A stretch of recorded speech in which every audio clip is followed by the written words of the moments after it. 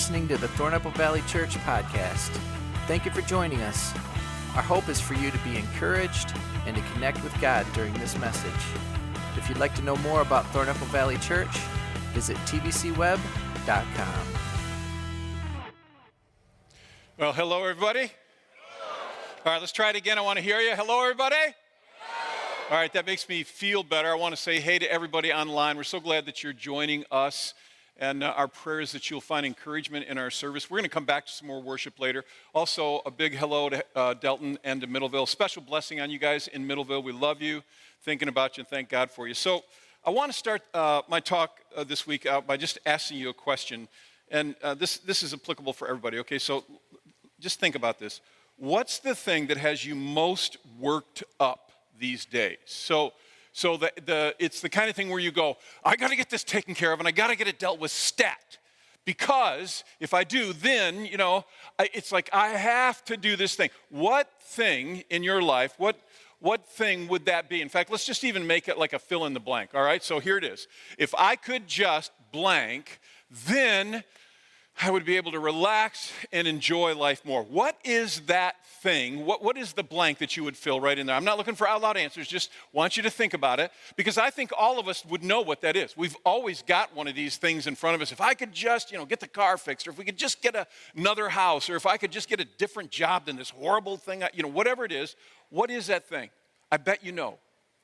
But I bet you also know that whatever you filled in there, also that this is actually not a true statement. Would any of you agree with me on that? Because as soon as you get that one fixed, what happens?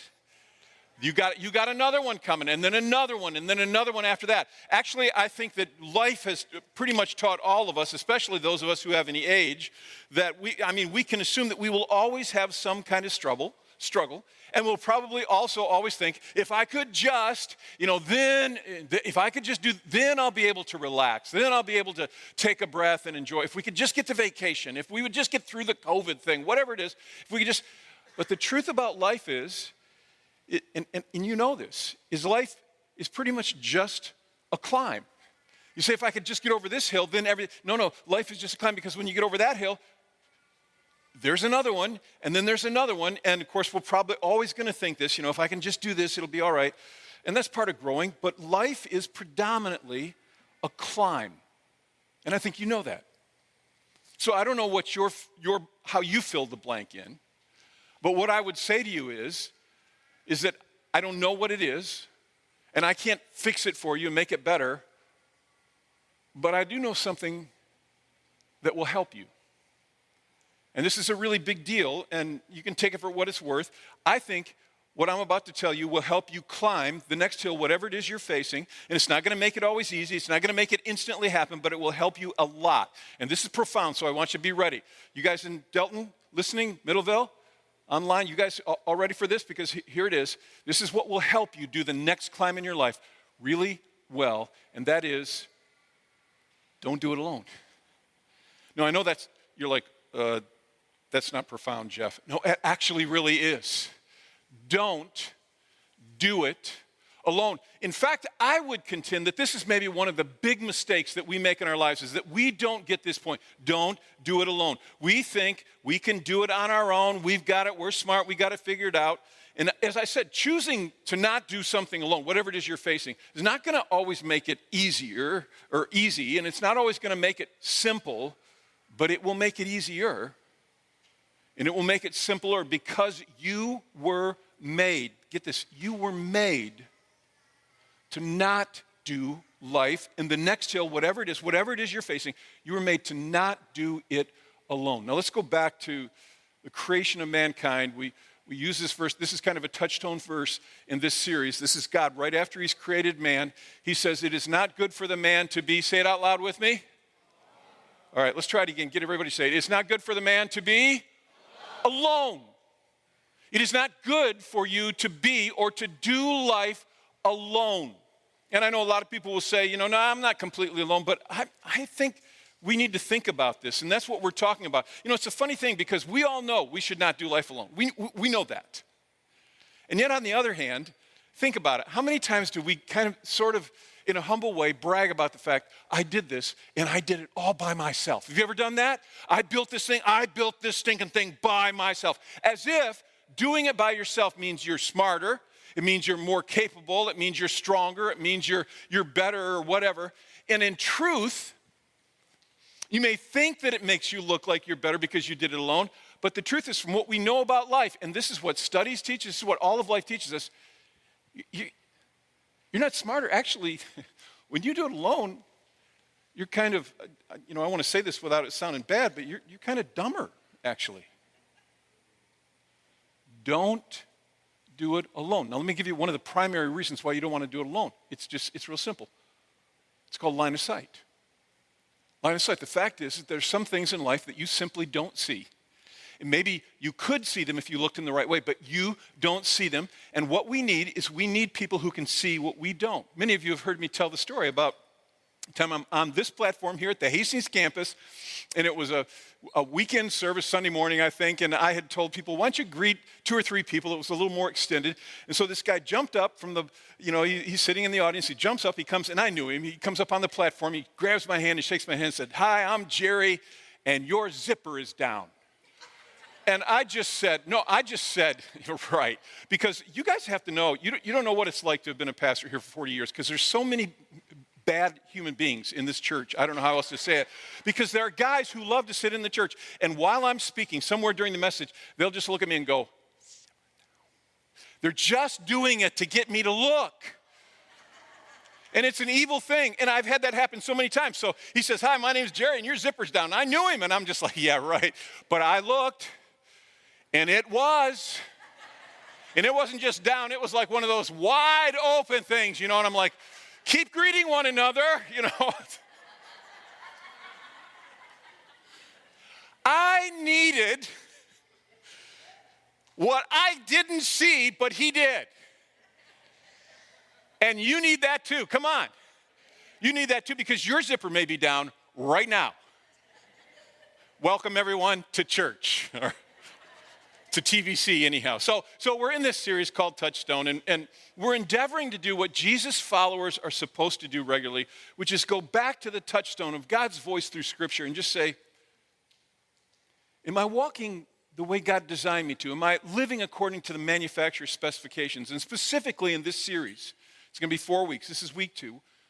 We're talking about the importance of what I'm calling spiritually intentional relationships that Christ followers are supposed to have in their lives with other Christ followers. Now, I'm going to be upfront about this. This talk, particularly this week's talk, is really driven towards people who are followers of Jesus.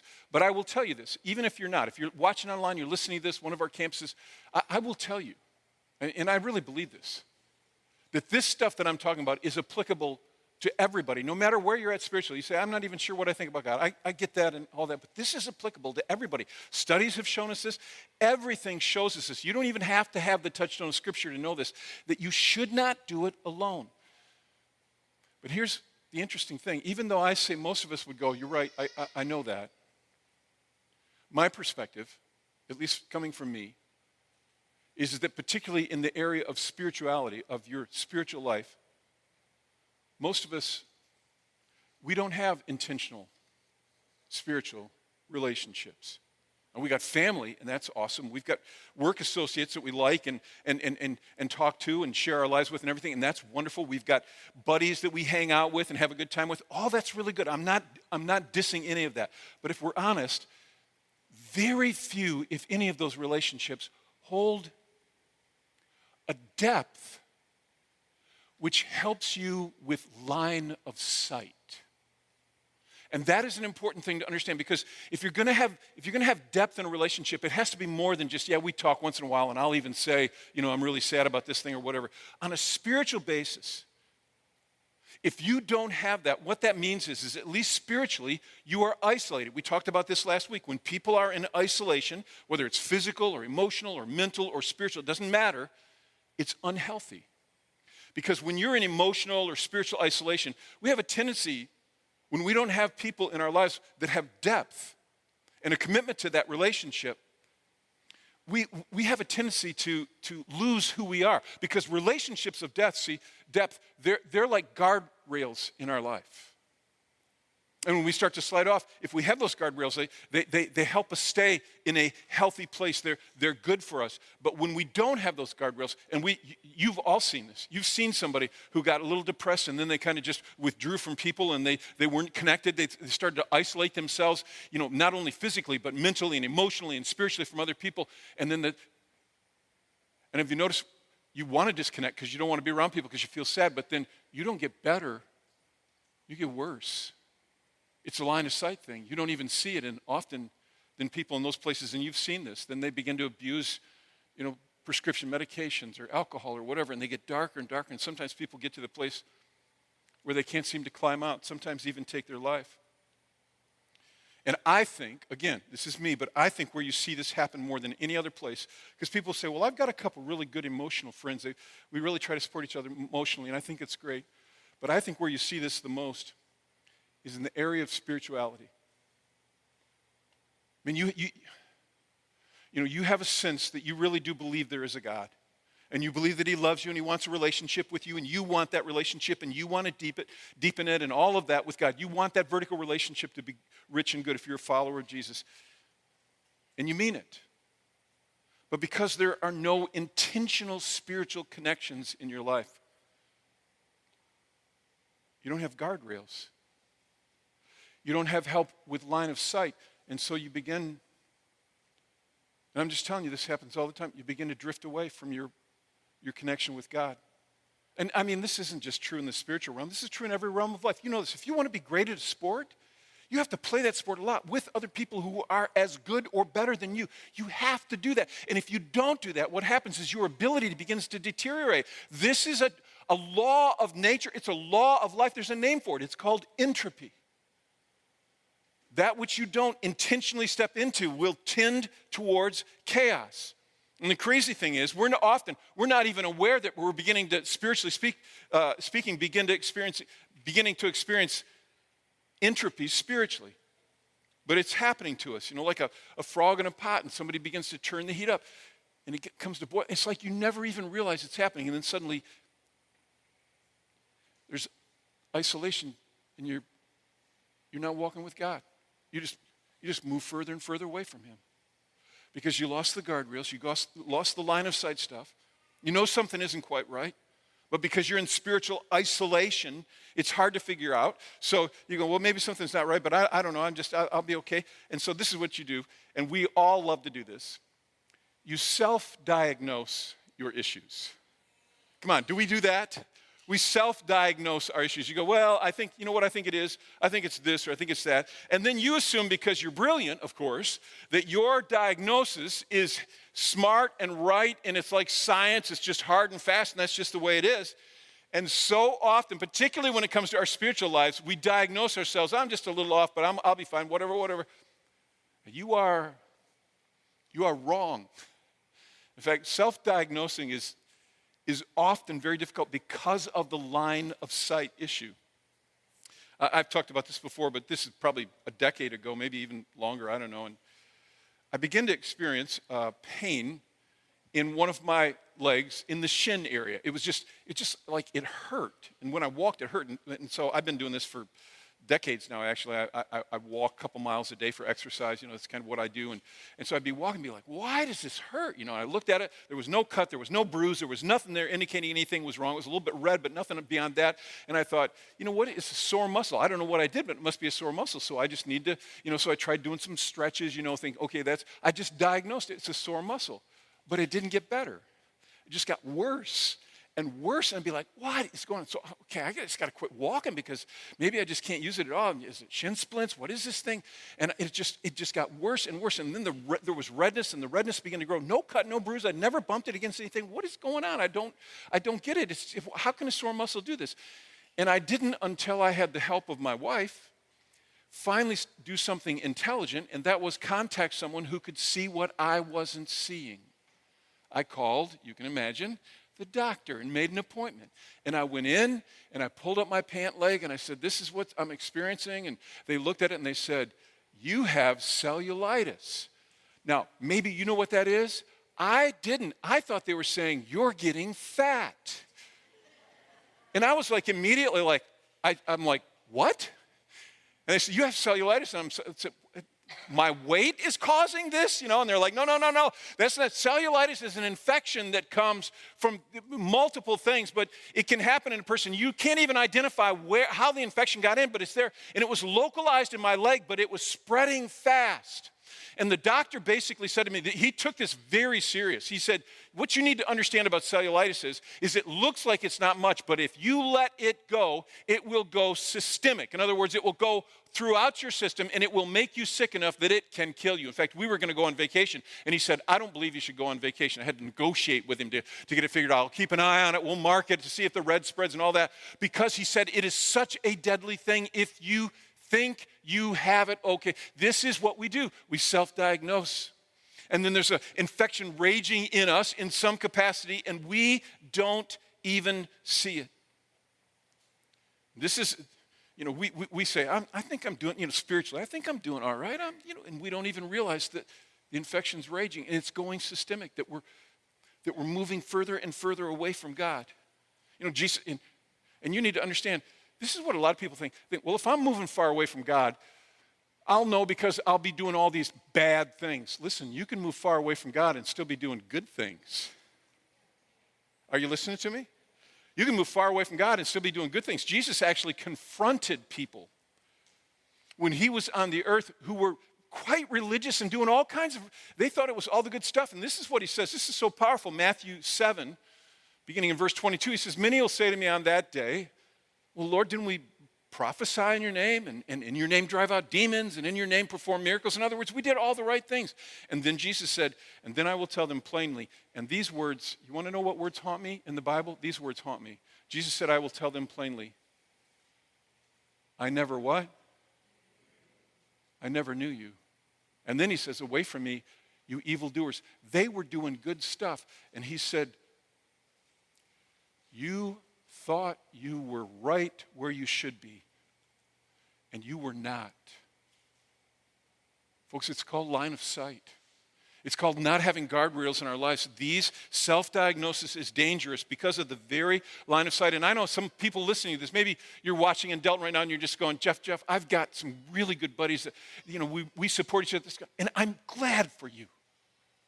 I think you should have buddies. I think everybody should. That's good. But the question is, are any of them spiritually intentional buddies? This is really important to understand because some of our buddies, even though we feel good when we're around them and we share stuff and they're actually not healthy for you. Actually, in some cases, they're unhealthy for you.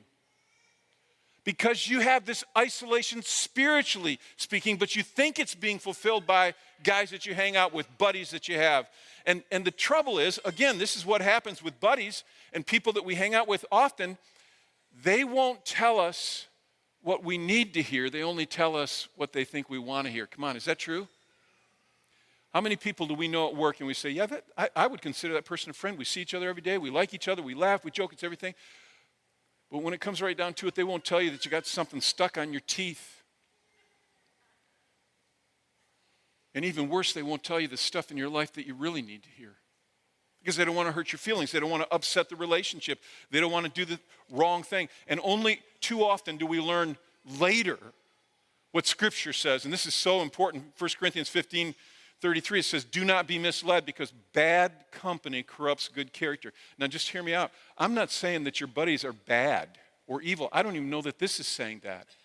I think what it's saying is that they are bad company. In other words, in your life, in this setting, you need more than just that because this is lulling you into a place of thinking, I don't need anything more. But you need spiritually intentional relationships because no matter how good a person you are, you're going to go off the road occasionally. And if there are guardrails there, it helps bump you and save you from going down over the mountainside. But if you have no guardrails, if you have no one that can give you line of sight that you're not seeing, you just go off the deep end. And this is what happens in so many people's lives. And I think we have to hear, we need this in our lives, and we need to be this for other people. Scripture speaks about this. Galatians 6:1, it says, dear brothers and sisters, If another believer is overcome by some sin, in other words, they're going off the rails, they're in a mess, it says, you who are godly should gently and humbly, you don't act like a jerk, you don't act like a holier now, but you help that person back onto the right path. See, this is what I'm asking in this kind of a setting. Do you even have that in your life? You're sitting in Middleville right now just watching. Do you have that in your life? I think these are really critical questions. We need people that have an open door to give us line of sight that we can't see. So the question we're asking these days is, real simply, who's in your spiritual tribe? Who do you have like that? Not your buddies, not your family, not your work associates, but people that you have, in effect, together said, our goal is to grow closer to God, and we're going to support each other in this. Who do you have in your life like that? Because, as I said, no matter how good you are, sometimes you're going to go off the road. You're just not good enough not to. This is true for everybody. When I was about 13 years old, I had an incredible and profound encounter with God. And I was, for several years, just so deeply in love with him and committed. And I remember saying to God so many times, I will follow you. I will not walk away from you. I will stay with you. And through those years, I had deep spiritual connections with people that helped me continue to grow my relationship. And then just before I turned 17 at 16, I got in a fight with my dad and I left home. But I was working at a restaurant where I still had a really good spiritual relationship, and it buoyed me for about the first month. And then I had the opportunity to get a job working construction where I could make so much more money. And I took that job. And I didn't consciously say I'm not going to have that relationship anymore. I just kind of wandered away. And I could look back and measure from that point my downward trajectory away from walking with God, the one I said, I will never walk from you. I love you. I want to walk with you and live with you always. And it happened because I had no intentional guardrails, no other line of sight. This happens in our lives. So here's my question.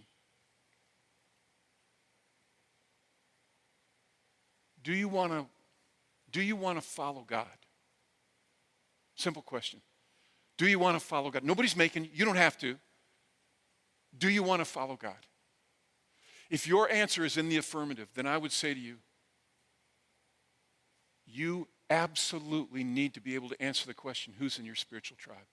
Who do you have spiritually intentional relationship with? You don't have to do this, but if you want to follow God, if you want to walk after him, you need this. And I'll tell you, in my opinion, it's as if everything in the world fights against it. It is so, I talk to so many people all the time. They're like, yeah, I know, I should, all this. But it's like everything causes us to drift away from it. And then ultimately, because we have no guardrails, we have no line of sight, we start to drift away from God. And some of you, I'm just saying to you, you need this in your life. And this is what I know. I've been doing this so long now. This is what I know. Some of you listening to this, you won't do anything with this. And the day will come when you're so far, so distant from God that you look back and you go, oh, how did I get here? And you will remember these words and you will say, he was right. And I don't say that because I think I'm being arrogant and I think I'm just brilliant. I'm just teaching what Jesus taught us, what Scripture is very clear on. You were made not to do life alone, and that's in every realm of life, every sphere. And you need spiritually intentional, you need these in your life. So, in these next couple weeks, I just want to talk about, and I'm going to do a very short list, and we're going to talk about just two things this week, and I'll finish up here. But I'm going to talk about stuff that causes us to kind of back off or strong arm this idea, because I know many of you are listening to it, and you're like, yeah, I agree, Jeff. I need that in my life. I know I do. I observe in my own life when I distance my relationship spiritually, I start to wander from God. It's just a fact. But sometimes I think we don't even know why we're pushing back on it. And so I want to give you some things to think about because I think this is so important. And the first one is one that often, it's like people don't think about it, but this is a big reason why people often drift away from the idea of spiritually intentional relationships, is that they frankly, they just have fear of exposure of something dark within them. They don't want to be known. Now, depending on how you're wired and your family of origin, and you know this, some of you were raised in families where your family taught, this is a family of origin thing, you never talk about what's going on in your life or in our family. You keep it to yourself. Some of you know what I'm talking about. It's like you were raised that way. And I'd love to just say, how many of you were raised in a family like that? Lift your hand. But none of you would, because you learned your lesson well. You don't talk about this stuff. You don't do it. But here's what's interesting, is that even those of us who were raised in families that's pretty open about where we're at, our emotions, or what's going on inside of us, and maybe you're even hardwired so that you're more comfortable talking about who you are and you're a little more self-aware. Even those of us who are like that, and I would put myself in that category, in the latter category. When it comes to exposure of dark places in us, we mostly, in a knee-jerk response, run from that. We run from that. Because I don't want you to see, I don't want that dark piece. Look, I have no problem standing up here and telling you about something that I struggled with in the past and that I have victory over, because that makes me look like a conqueror, right? It's easy to tell those things, but to talk to you about what I'm struggling with right now that is yet unresolved, oh, no. I do not want you to know that, because I do not want you to see me as a failure, and I do not want you to see me as a loser or a person who has a dark side. Come on, does anybody know what I'm talking about? We have a fear of exposure of that which is within us, which is dark, which is not healthy. And it is very frightening. And so we get something, this is what we often do. We get into a spiritually intentional relationship and it's going good, but then we get into something that's a little bit next to the dark part of me that I've been hiding away, that I don't want anybody to know. And we just start, sometimes it's not even conscious. We just start pushing back. No. No. And we're not even saying it out loud, but it's there.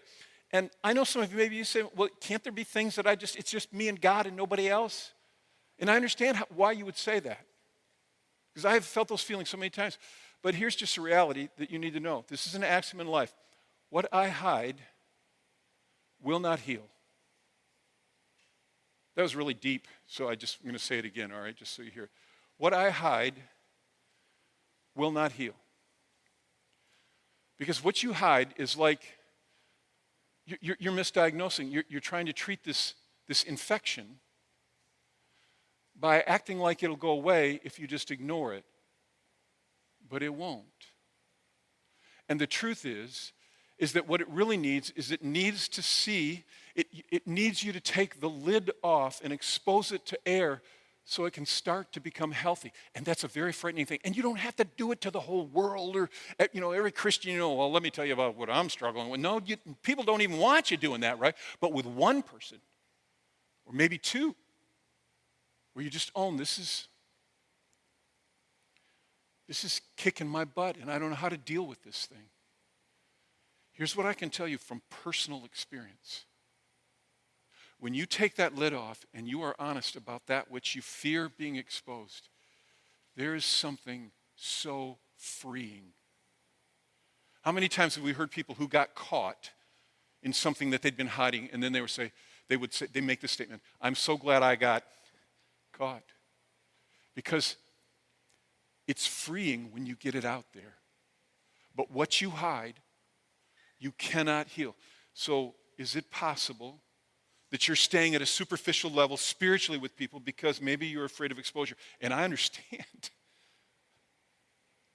I really do. But I'm telling you, if you want health, if you want to grow your God relationship, you need a spiritually intentional relationship where you can be honest about that which you fear being exposed, but will only heal if it finds some daylight. I'm going to say what I said at the start again. I don't know what you're dealing with. Some hidden dark thing that you hate, something that you wish would go away, something you hate to talk about or even acknowledge. Can I repeat it? Don't do it alone. You were not made to do this stuff alone. Fear of exposure is a huge reason why we drift. Here's the second one. Let's just be honest about this one. It's just what I would describe as basic human selfishness. I hear this actually all the time. I'll talk to people and they'll go, I know you're right. I know I should. And then they'll just say to me, but frankly, Jeff, I just don't want to. I don't want to be a part of a group, or I don't want to get into a relationship like that. And I actually respect their honesty. But here's the thing. I think they need to be totally honest, and if they say, I want to be a follower of God, they need to recognize that when they're saying, I'm saying no to this for whatever reason, they're also saying to God, I'm saying no to you. I think you just have to be honest about that. And I think really the truth is that often, because people will say to me, I went to a group once. And I'll tell you why I don't do it. Because I went to these groups, they were weird. Of course they were. Because people are weird. We're all weird. If you found a group that had no one weird in it, as soon as you started going, you would change the dynamic. Because you're weird. I mean, this is just a reality. All of us are weird. And this kind of thing happens. I think if we're honest, I think when people say, I went to a group, but the people were weird, and it just seemed like, I don't know, they have all these reasons and everything. I think if we were brutally honest, if we could get right down to gut level honest, I think it's often what we're really saying is, I went, but it didn't feel rewarding like I thought it would. That's not going over well. I'll just say it again because I think it's really true. I went, but it didn't feel rewarding. I thought I was going to come away going, that was awesome, but I went away going, oh, that guy's weird, and I don't know what's going on with that couple. And I understand this way of thinking. I mean, I absolutely do. But what I think the problem is I actually think that what we're doing is we're coming at it from the wrong angle. We're coming at this from the perspective of what will a spiritually intentional relationship do for me? But I think what God calls us to do is go into them looking at what it will do for others. I want to read a verse I read to you last week, and then I want to add the subsequent verse to it. It's found in Hebrews chapter 10. We read this last week, verse 24. Let us consider how we may spur one another on toward love and good deeds. But then it goes on. So it says, let's consider how we can do that, not giving up meeting together. Now, it doesn't say it has to be 50 people or 1,000 people or 2 people. It doesn't, but just meeting together, as some are in the habit of doing. Why do you think they're in the habit of not meeting together? It's inconvenient. Basic human selfishness. He says, but we should encourage one another, and all the more as you see the day approaching. In all of this, when he admonishes us that we should be meeting together, he's not saying so that we can feel good about ourselves. He's saying we should meet together so we can spur one another on. We can encourage one another. We can be there for the other people. This is not about me. This is about them. And let's just be honest, and this is going to sound critical, and you think I'm just, complaining and stuff, but we live in a supremely selfish culture. Everything is about me, my preferences, my likes, what I want, fast as I can get it, the way I like it. And I will be nasty to a minimum wage worker in a fast food restaurant because they didn't give me my sandwich with ketchup only. It is so much about me. But if you look at the epitome, what the Christ life is called to be, it is not to be about me, it's called to be about others. And I think sometimes we just have to say, okay, all right, I need to go into this, but I need to go into it understanding. If I try to have spiritually intentional relationships with people, I'm going to see weirdness in them because people are weird, and it's going to be inconvenient. But I am about investing in others, not just doing this for myself. It is an act of selflessness. And one of the reasons people don't do this stuff is because they fear exposure, and another is because of just basic human selfishness. It's just inconvenient. And so I know I'm kind of pushing on you a little bit, but I want to just come back to it. I mean, I just want to ask the question again, who's in your spiritual tribe? Can you answer that question? Meaning, who do you have spiritually intentional relationship or relationships with? Can you name them? And would they say your name if asked this question? I just challenge you to this. Because it's worth it. And look, we would, if we can help you, if there's any way we can serve you and help you in this, we absolutely want to do it. If you will text to 77948 the word tribes, just text tribes to 77948. We will, I think we got it on the screen, yeah. We'll make sure that we respond to you. It may not be in the next 3 minutes, but we'll get back to you. And if we can help you in any way, we will. And it's not to try to bring you into our cult. This is to just help you make the next positive move. We have people that would love to connect with you and serve you and help you if you need that. And so just text tribes to 77948 and we will respond and we'll help you. Now we're going to take some time and we're going to worship together as a church family at all our campuses, and we want you to join us online. Please just stay and worship with us. And while we're in this time, let's just open our hearts to God. Say, God, what are you speaking to me about this? So let me pray and we'll worship. God, now in this time, help us to have hearts that are open to your voice, to hear what you want to say to us. Help us to follow you fully in Jesus' name. Amen. Thank you for listening to the Thornapple Valley Church podcast. If you found this message encouraging, we invite you to share it. For more information, visit tvcweb.com.